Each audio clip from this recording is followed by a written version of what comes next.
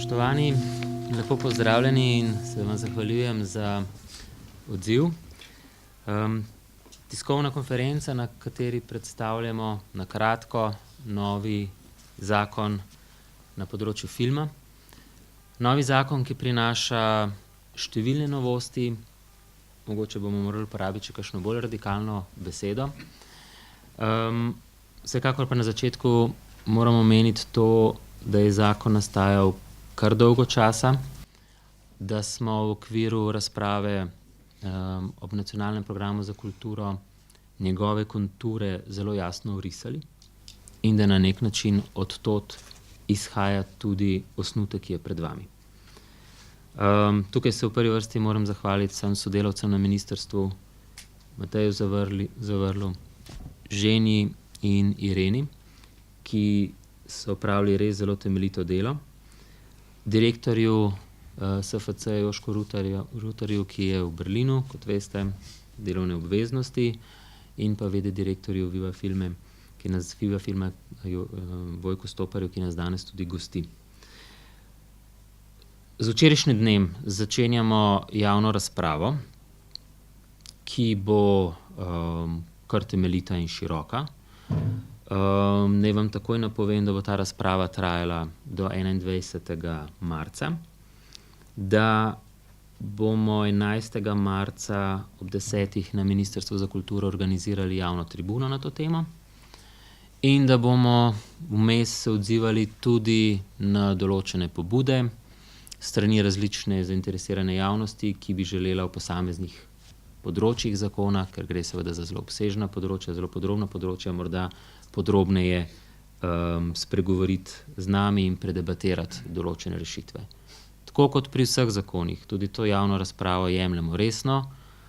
Nismo tukaj zato, da bomo ta osnutek branili na vse kriplje, ampak bomo vse pripombe povzeli, jih javno objavili, se do njih javno opredelili in na koncu prišli do takega predloga zakona, ki bo kar najbolj kakovosten in v prid razvoju slovenskega filmskega in avdiovizualnega področja.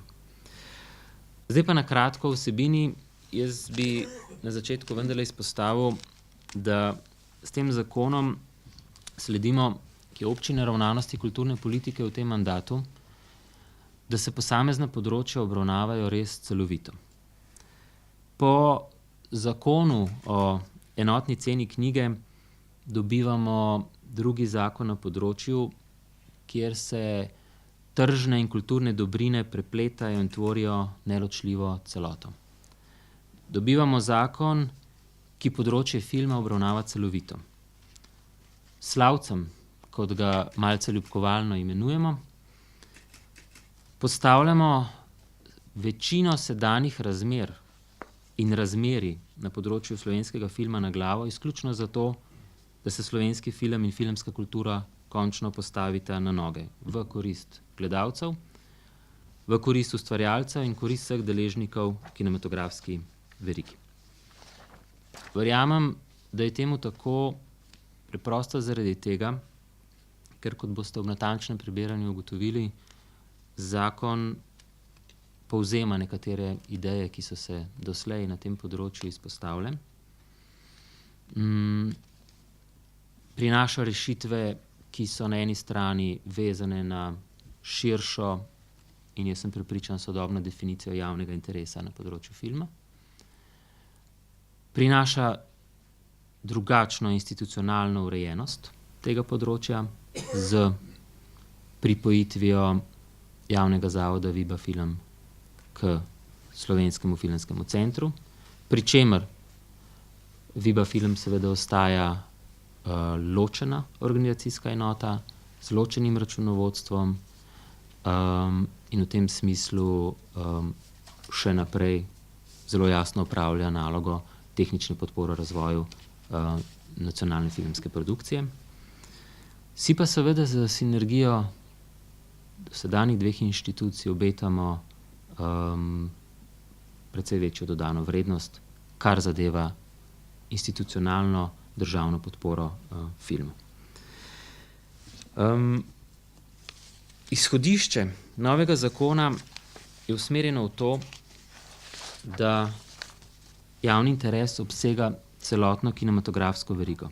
Da sega od avtorjev, od podpore razvoju scenarijev, projektov, filmski produkciji, promociji, distribuciji in audiovizualnih projektov, do podpore filmski vzgoji in izobraževanju, podporo filmski festivalski dejavnosti, podporo audiovizualni produkciji za medije, da omogoča izvedbo nacionalnega filmskega festivala, da je usmerjen v podporo digitizacije in digitalizacije na področju filma in kinematografije, da je usmerjen v širitev mreže art kinematografov, namenjenih prikazovanju kakovostnih filmov slovenske kinematografije, evropskih kinematografij in kinematografij tretjih držav, da vnaša novo shemo promocije države z poskusom, da se tuji filmski producenti večkrat odločijo za snemanje na našem območju. Nalaga Slavcu tudi to, da strokovno spremlja stanje na filmskem in audiovizualnem kinematografskem področju in da tudi ureja zakonsko merila za kategorizacijo filmov zaradi varstva pravic otrok in mladoletnikov ter nadzor nad njenim izvajanjem. Ta precej široka definicija javnega interesa torej zajema vse, ki na tem področju delujejo. In od te široke definicije javnega interesa, kot bo Ženja malo razložila čez kako minuto, izhaja tudi to, da vsak člen te kinematografske produkcije v področje filma, področje produkcije, področje razvoja filmske kulture tudi prispeva.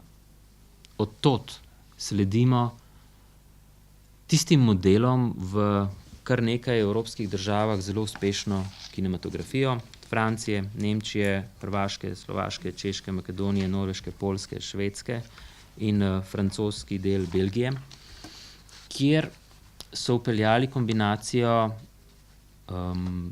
državnih proračunskih in izvenproračunskih virov financiranja. To je velika sprememba.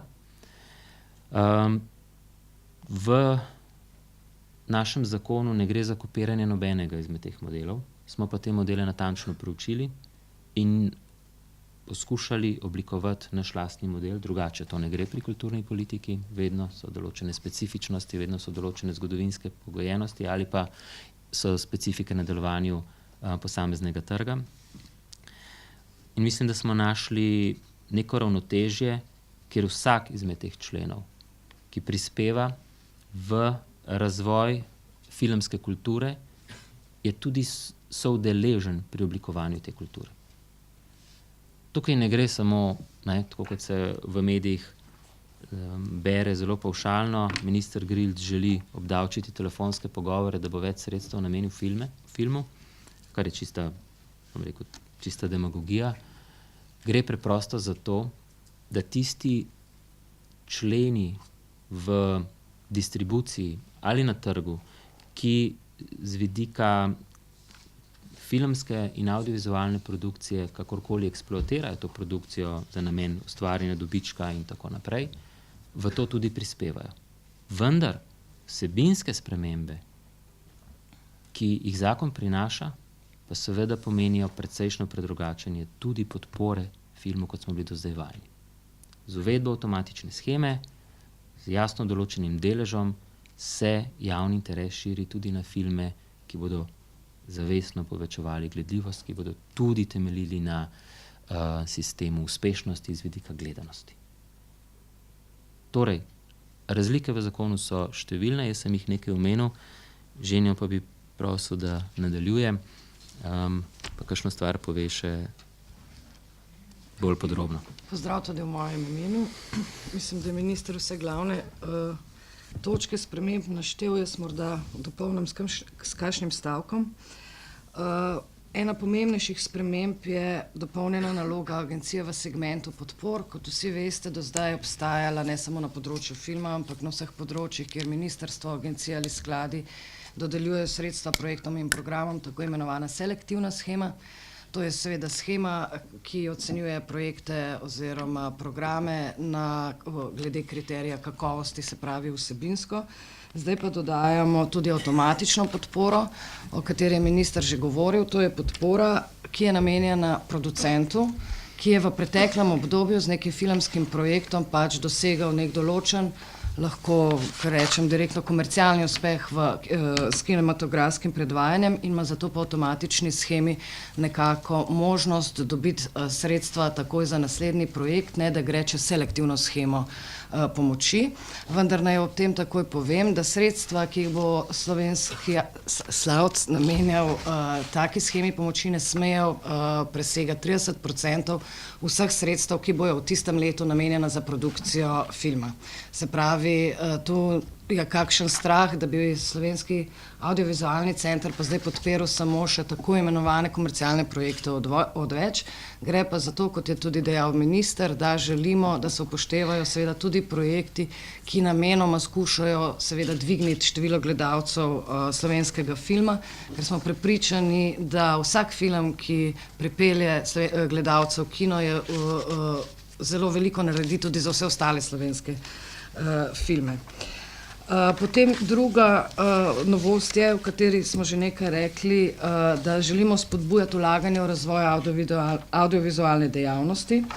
Zato poleg te avtomatične sheme uvajamo tudi sistem podpore za vse tuje producente, ki bodo snemali na ozemlju Republike Slovenije, in sicer na način, da se jim del upravičenih stroškov povrne. Pač ta del je zdaj še ni direktno določen, ampak se jim povrne po tem, ko oni na ozemlju Republike Slovenije ali del vložijo v storitve, torej ne vem, govorimo o turizmu, govorimo o gostinskih storitvah, ali seveda najemajo filmske ustvarjalce, filmske delavce v Sloveniji in jih plačujejo. Od tega dela bojo tuji producenti dobili nek delež nazaj, seveda pa bo šlo za projekte, kjer bo nek minimalni kulturni test moral biti upoštevan. Tukaj ne govorimo o reklamah in tako naprej, govorimo pač o recimo pač več ali manj kinematografski in audiovizualni produkciji. O spremembi sestave sveta agencije je nekaj povedal tudi že minister, skratka, ker vključujemo pri virih financiranja zdaj bistveno širši krog, pač zraven morajo biti tudi predstavniki vseh teh panog, posameznih panog, se nam zdi v svetu zavoda. To pomeni, da poleg avtorjev, ki so imeli svojega predstavnika do zdaj, in poleg producentov, ki so ga imeli do zdaj, poleg dveh predstavnikov, ki jih bo imenovalo Ministrstvo za kulturo, enega z področja strokovnjaka filmske vzgoje in enega z področja pravnih oziroma finančnih zadev, bodo tu še predstavniki distributerjev in prikazovalcev. Potem predstavniki izdajateljev televizijskih programov, po en predstavnik seveda, in predstavniki ponudnika dostopa do storitev linearne televizije in nelinearnih televizijskih storitev. Potem bo prišlo do spremembe o načinu odločanja o financiranju programov in projektov, kjer želimo prikazati na nek način bolj transparentno vlogo tako strokovnih uslužbencev agencije na eni strani kot programsko-strokovnih komisij. In sicer, da v postopku odločanja bo do 30% ocene ležalo na odgovornosti oziroma delu strokovnih služb agencije. To bo šlo predvsem za tisti del projekta, kjer se da objektivno izmeriti kriterije, to so denimo reference prijavitelja, glavnih avtorjev projekta, finančni terminski plan projekta, zagotavljanje evropskih oziroma drugih mednarodnih koprodukcijskih sredstev, se pravi stvari, ki jih je moč objektivno oceniti, da to ne bi prihajalo, kot je že prihajalo, do zelo različnega ocenjevanja, medtem ko programsko-strokovne komisije pa se bojo seveda s projekti soočale po kriterijih kakovosti. Potem je tu uvedba zunaj proračunskih virov financiranja, najbrž eden pomembnejših sprememb tega zakona. Za podporo produkciji kakovostnih slovenskih in audiovizualnih del bomo na primerljiv način, kot to ureja nekatere evropsko uspešne kinematografije, vendar seveda spet na sebi lasten način, ker imamo neke specifičnosti. uvedli pač zunajproračunske vire. Gre za prispevek v korist slovenskim gospodarskim družbam, ki se ukvarjajo s kreativnostjo na filmskem in AV področju in to počno v interesu razvoja slovenske kulture. Tu bomo zajeli izdajatelje televizijskih programov, ki se razširjajo preko nacionalnega multipleksa prizemne digitalne radiofuzije na celotnem ozemlju pokritosti multipleksa. To so denimo Pop TV, kanal A, Planet TV3 in tako naprej. Kinematografski prikazovalci, kot so Kolosej, Cineplex, Kinodvor, najbrž tu še Cankarjev dom, predstavniki Art Kino mreže, distributeri, kot so Blitz, Senex, Cinema, Alnija Group in tako naprej. Ponudniki dostopa do storitev linearne televizije, nelinearnih storitev, kot je Telekom Slovenije, T2, Telemach, Amex, Mobil in tako naprej. In pravne osebe, ki samostojno opravljajo dejavnost trženja oglasnega prostora v programih tujih televizij z namenom oddajanja na ozemlju Republike Slovenije. Pri tem naj poudarim, da RTV Slovenija še naprej ostaja zavezana, da mora letno nameniti najmanj 2% zbranega prispevka za programe in storitve RTV Slovenija za produkcijo neodvisnih producentov, pri čemer sočasno s spremembami zakona o RTV Slovenija nameravamo tudi tam malce bolj določno ali pa celo odstotkovno pač zapisati, koliko mora RTV Slovenija nameniti v programe, ki so sicer tipično televizijski programi, ampak ki so hkrati seveda tudi filmski programi, kot so nadaljevanke, kot so nanizanke, televizijski filmi, dokumentarci in tako naprej. Tako da računamo, da se bo ta sredstva, da bi ta sredstva se morala, ki bodo temu namenjena, še povečati. Potem pa uvajamo še pač zaradi varstva otrok in mladoletnikov pred filmskimi vsebinami, ki so lahko za njih pač neprimerne. Nalagamo agenciji, da oblikuje in sprejme merila za kategorizacijo filmov in izvaja nadzor te kategorizacije, gre za kategorizacijo tako filmov prikazanih v kinematografih, kot tudi seveda filmov prikazanih na televizijah. To pa so te glavne spremembe in to je vse z moje strani. Hvala, Ženja. Opozorim še na eno točko. Res je poskus pri tem osnutku zakona, da poskušamo kar najbolj transparentno, kar najbolj jasno razmejiti pristojnosti in naloge posameznih organov, ki kakorkoli nastopajo v tem zakonu in so vezani na delovanje Slavca. Vloge sveta zavoda, vlogo strokovnih komisij, pristojnega uslužbenca. Predvsem pa želimo tudi jasneje opredeliti vlogo direktorja Slavca. Namreč zelo pomemben je člen, kjer govorimo o srednjeročni strategiji Slavca, se pravi, to je ta 6. člen v zakonu, in kjer Slavcu nalagamo, da mora imeti za obdobje 5 let strateški načrt, v katerem opredeli se tiste stvari, ki so pomembne za inštitucijo, od kadrovskega organizacijskega načrta, investicijskega vzdrževanja in tako naprej. Vendar pa je seveda ključni del tega načrta tisti del, ki vključuje jasno definiranje oblik podpore celotni kinematografski verigi. Zakon, ki je pred vami, je bolj, kot so bili dozdajšnji zakoni, kot je bila dozdajšnja politika tudi SFC-ja, usmerjen dejansko na celotno kinematografsko verigo. V to, da se poskuša spodbujati v večji meri tudi razvoj filmske kulture, razvoj kulturno-umetnostne vzgoje na področju filma, kot tisto, kar oblikuje prihodne kritične gledalce in tudi kritične ustvarjalce. Skratka, ta segment, ki je vezan na dvigovanje filmske pismenosti, osredotočenje na področje festivalske dejavnosti kot izredno pomembnega momenta promocije kakovostne filmske produkcije, razvoj kinematografov, zelo pomembna točka z vidika tega, da je domača filmska produkcija in kakovostna produkcija nasploh lahko dostopna na celotnem območju Republike Slovenije.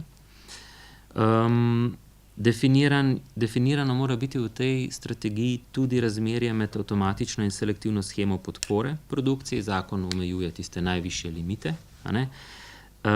In hkrati seveda tudi določitev in opredelitev kulturnega testa za tuje producente.